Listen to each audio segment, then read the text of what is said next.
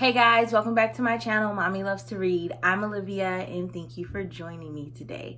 So today I'm here to do my last wrap up of the year, my December 2019 wrap up. I cannot believe this year is coming to an end. It is Sunday when I'm filming this, so we literally only have a couple of days left in this year and then we'll be on to 2020. So I'm really excited to share this video with you guys and then get ready for all the great new things that are going to happen in 2020. I hope everyone had a good holiday season, celebrating however you celebrate. We had a real chill holiday. We stayed home. We didn't go anywhere. I just made dinner and it was very calm and cool, but that is what I needed. That is how I wanted it. So it was really good. And my reading for this month was kind of the same way. If you watched my TBR video, I let you know that I didn't have a lot of books on my TBR this month. It was just kind of a short and sweet month. I didn't really know how it was going to go with the holidays and stuff like that. I do work for school, so I am off for the last 2 weeks. But still, I didn't really know how that was going to go with my kids and all that stuff, if I was really going to have time to read. But I actually have actually have finished all the books that I planned on reading in the month of December, and one more book got added. So I guess I will start with that book first. I don't have that book with me. It was like a Kindle read, so I'll insert a picture. And then I actually want to talk about that book really quick. So I'm in a Facebook group, a mom group, and we had a Elfster Christmas exchange, and I received a book from that exchange. And so when I got the email from Amazon that it was a book, I was like, yay, I was so excited. And I was checking to see when I was going to get it in the mail. And I looked and I was like, oh no, it's a Kindle version. And so I never read things on Kindle for some reason. Normally whenever I read things on a Kindle or anything like that, it's it doesn't stick in my brain. I could read the same page 25 times. And if you ask me what I just read, I'm gonna have to read it again because for some reason, it doesn't stick. So I was really nervous when I found out it was a Kindle read because it was a book that I had really, really wanted to read, but I was like, how am I gonna do this? But thank God I went into the Kindle app. And two, the other thing is I don't even have a Kindle. So I was like, what am I gonna do? First off, I'd never really read on devices because it doesn't stick. And then two, I don't have a Kindle, so what am I gonna do?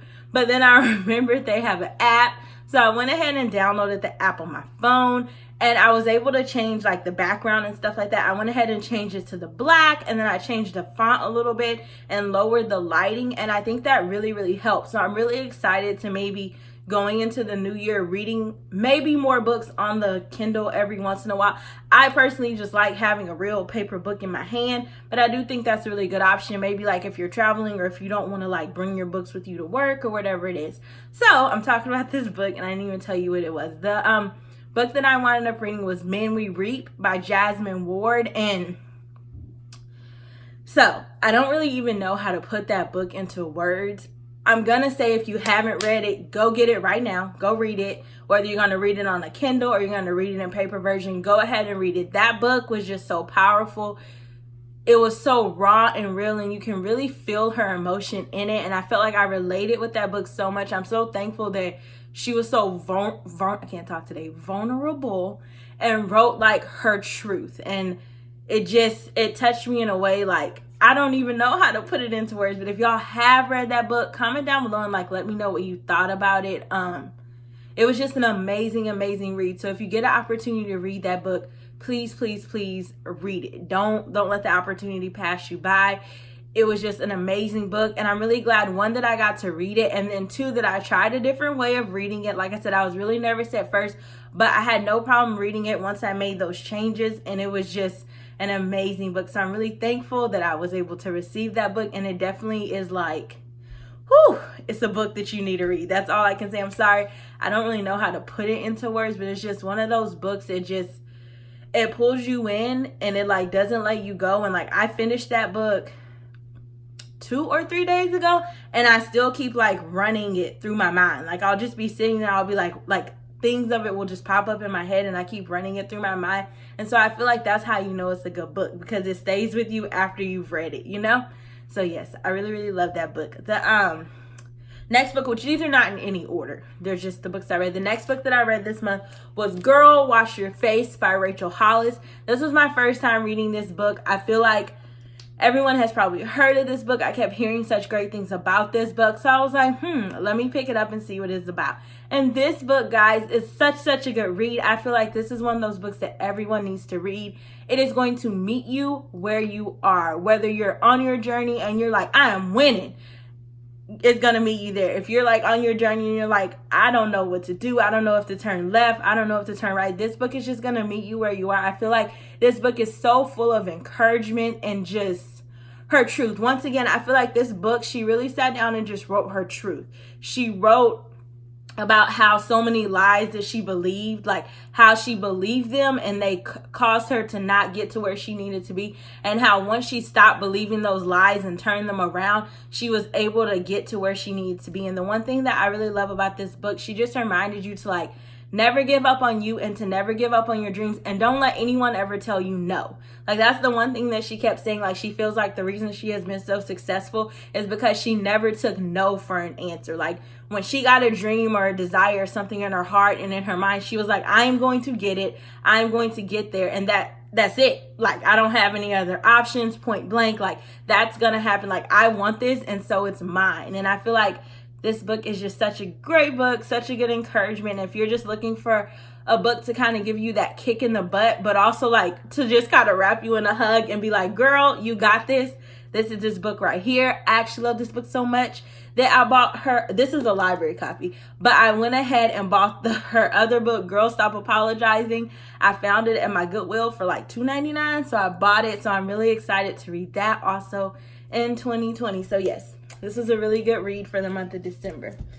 The next book that I read is Push Out by Monique W. Morris. This book was really good. So like, okay, this book took me a little while to get through, not because it wasn't good, but it kind of starts off, not so much slow, but with a lot of like facts. Like the first chapter, first off, the first chapter is long. It's like 50 pages. So it's a long first chapter, and it's a lot of like facts and statistics. So like once you get past the first chapter, it really picks up. And the one thing that this book really just, I guess, brought to light or really made me ponder on is like, excuse me, I just burped.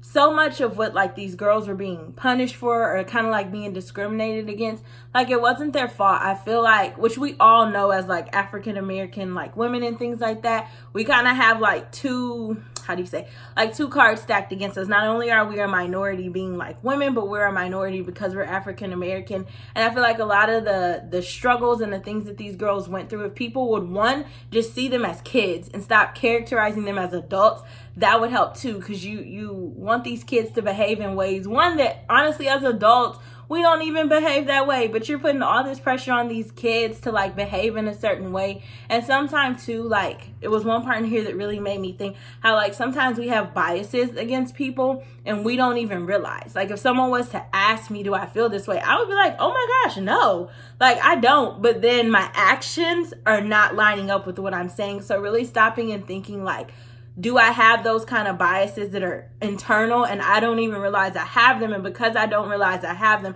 it's causing me to behave and act or treat this student one way versus this student another way.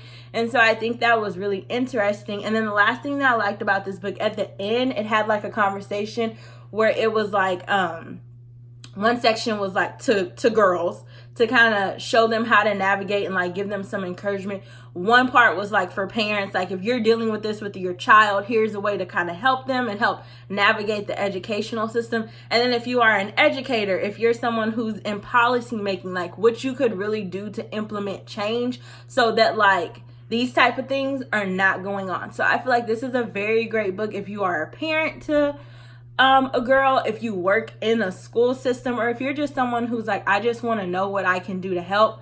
Pick this book up. It's really good. Like I said, after the first chapter, it really picks up, and then it's a really great read. So don't give up on it. If you're like, this first chapter is really long and a little bit boring, just keep reading it, because I promise you it does get better, because I was kind of thinking the same thing.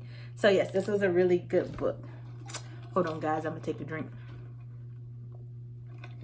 I'm a little thirsty.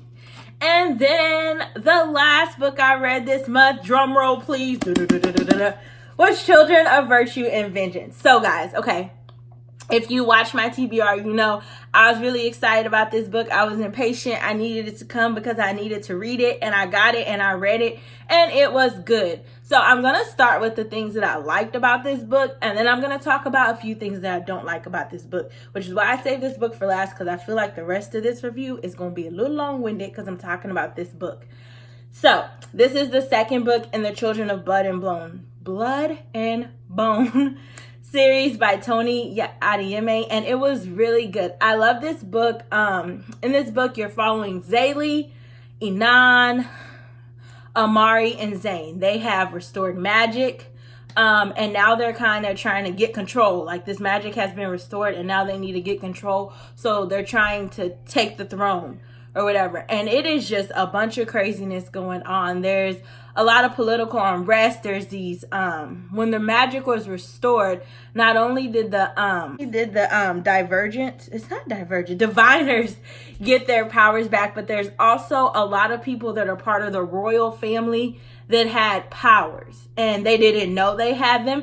And so when magic was restored, they got these powers. But the thing about them is they're kind of still using their powers to persecute the people, you know, who are already being persecuted. And so it's kind of like this thing, because they thought, okay, magic was going to be restored. We were going to have all this power, and we were just going to take the throne like that. But now that these people of royal blood kind of have powers too, it threw a wrench in their plan. And so now they're having to do a lot of changing and things like that to try to figure out how they're going to take over.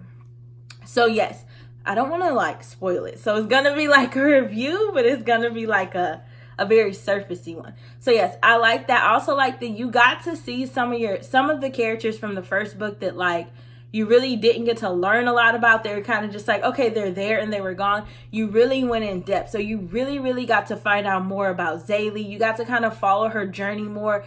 You got to find out about Amari and kind of how she's dealing with everything that happened.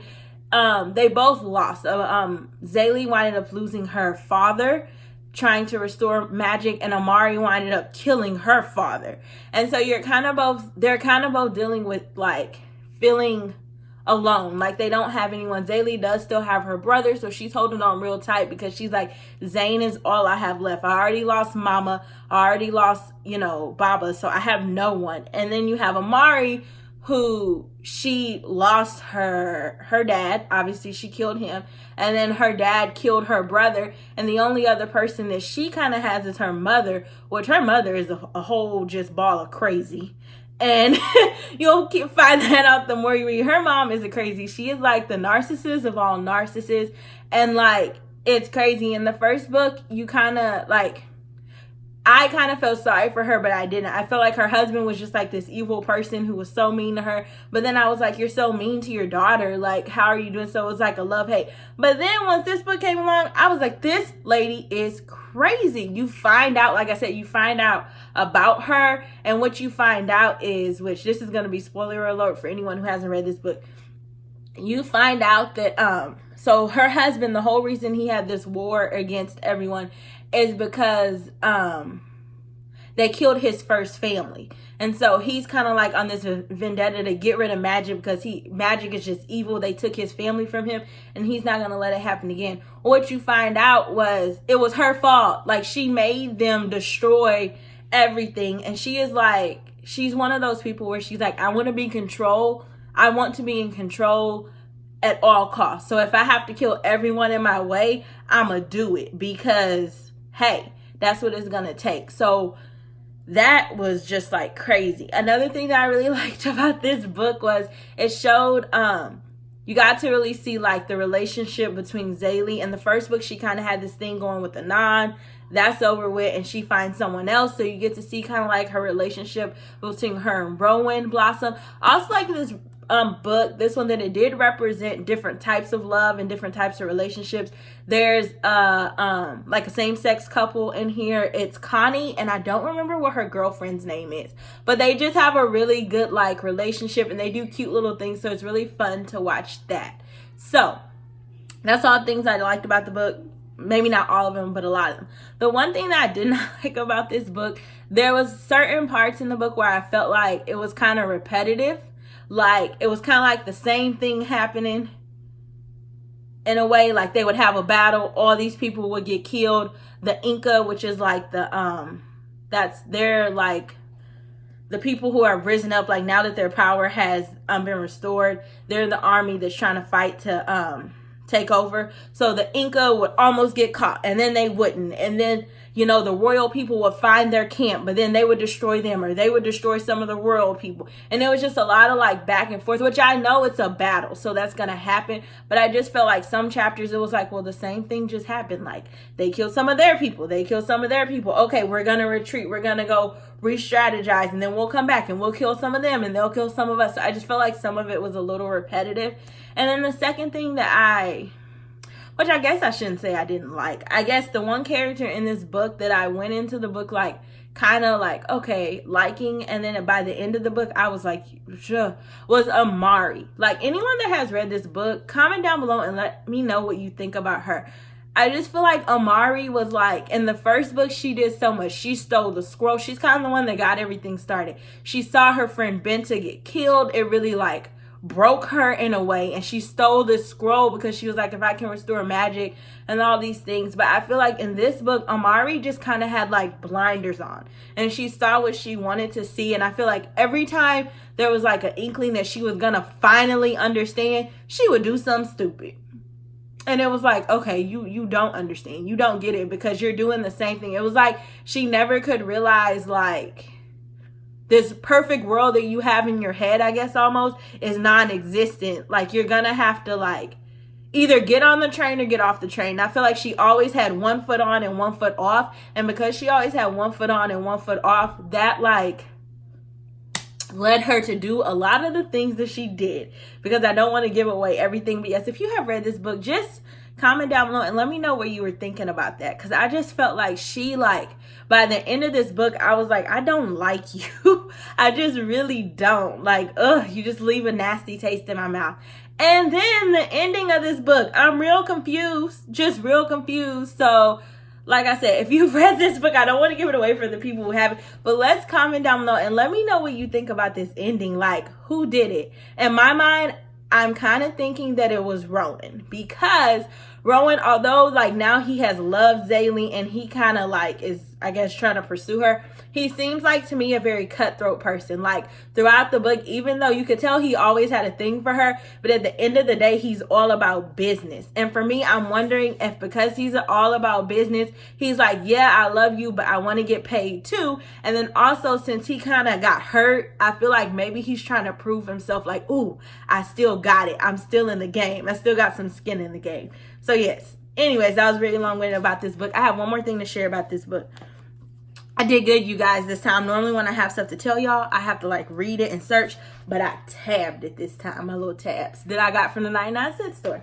So this is for anyone that has read this book. This is on page 152. I'm going to read you the section I highlighted and then read you what my thoughts are on it. And this is also one of the reasons that I do like Tomi Adeyemi's reading. Although it is fantasy and it's obviously like not real, I guess, a lot of the things that she deals with, you can how do I say, you can apply it to our world today. And it's just a lot of things that happen in this that like I was able to reflect and be like, oh, that's like this situation that I saw on the news, or that's like this, or that's like that. So I really enjoy that about her books, and this like really stuck out to me and was like really, really powerful to me.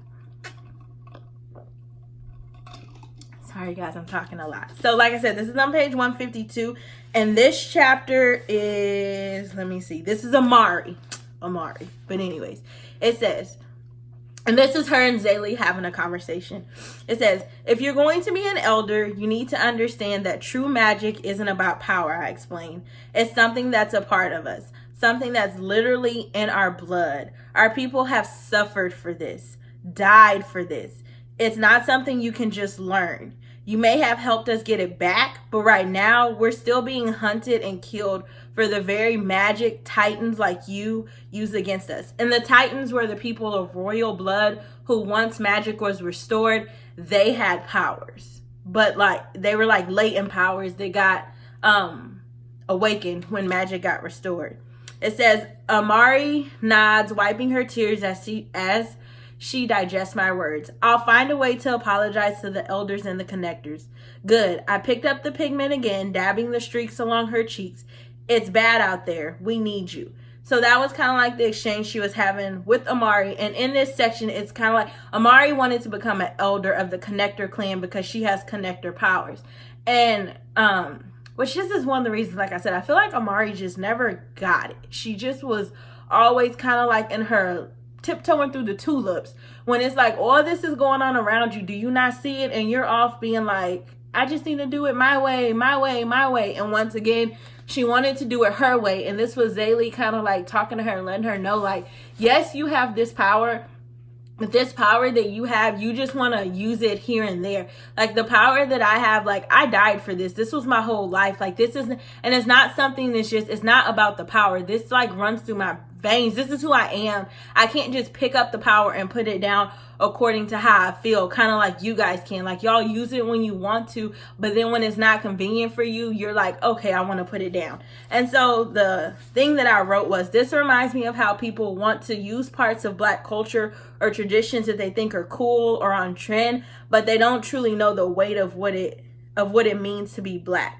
It's who I am. I can't pick and choose what parts I like and have those, but when it starts to get crazy or things start to get hard, I put it down and step off and be like, oh, no. Like, I don't want that part. And that's kind of what that reminded me of. I feel like we live in a culture nowadays where people want to they want to put on and put off. Like, ooh, I like this part of Black culture, or I like this and I want to do this, but ooh, I don't want to have to deal with the fact that, like, you know, Black women are dying giving birth all the time. Like, oh, that's a bit too much. That's a bit too deep. Or I want to pick this up and put this down. Or I want to do my hair like this, but then I don't want to like really go deep and deal with like, that's cute that you could wear your hair like that. But when I try to do that, I'm like, even in this book, like Push Out, like it's cute that you want to do your hair like that, but then when my kid wore her hair like that, like she was expelled from school because they said like it was distracting or it wasn't something that was like professional or something like that. So yeah, that just really stuck out to me, and I felt like that was really deep because I feel like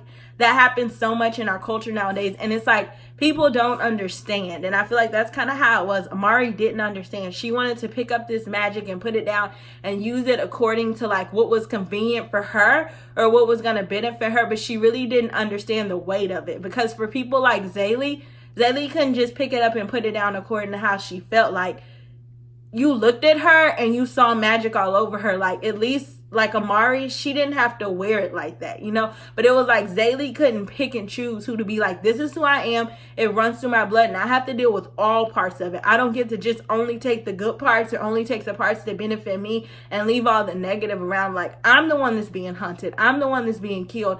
Unlike you, like you can just pick it up and put it down according to like how you feel. And so, yes, I just thought that was very interesting and it really spoke to me, and I, you know, highlighted and tabbed it and all that other stuff. And there was like a lot of other parts in there. Like I said, that was just the one part that spoke to me. And maybe I will do like a whole review on that book because as you can see, I have a lot to say. But I didn't want this wrap up to be like super long.